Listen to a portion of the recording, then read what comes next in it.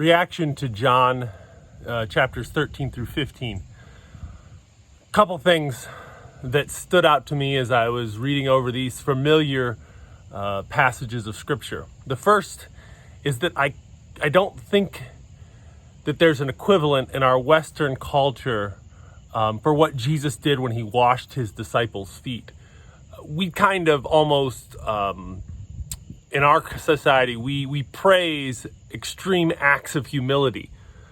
And so I don't think we really have something that would help us to understand what Jesus is doing here, because this is something that a rabbi would never do. He would never humble himself to the point of a servant or a slave.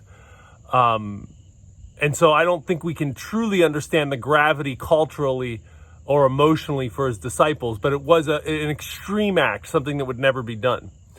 And I think it's useful for us to kind of think on that and sit with it, let it kind of pour over us. The second thing that I want to point out as I react to this was that in the end of chapter 13, Jesus talks about all of his disciples, right? About Peter is going to leave him. In another gospel, he talks about, you're all going to betray me. You're all going to desert me, right? They're all going to be gone. This is the idea that's put forth, that Jesus is going to be betrayed and abandoned by his closest friends and followers. And then the opening, it's a straight discussion. So Jesus doesn't stop. There isn't a break here. He says, you're all going to leave me.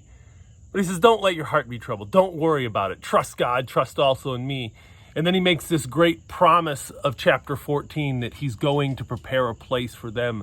And they will always be together. And there's the promise of the second coming of Jesus, that he's coming back.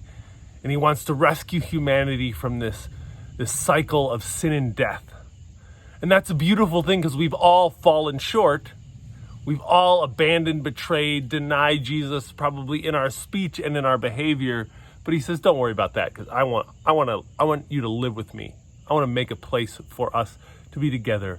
And it's going to be a restoration of Eden. And that's a beautiful thing that I see here in these chapters. I hope that you are blessed and you are absorbing the message of Jesus as you read the Gospels.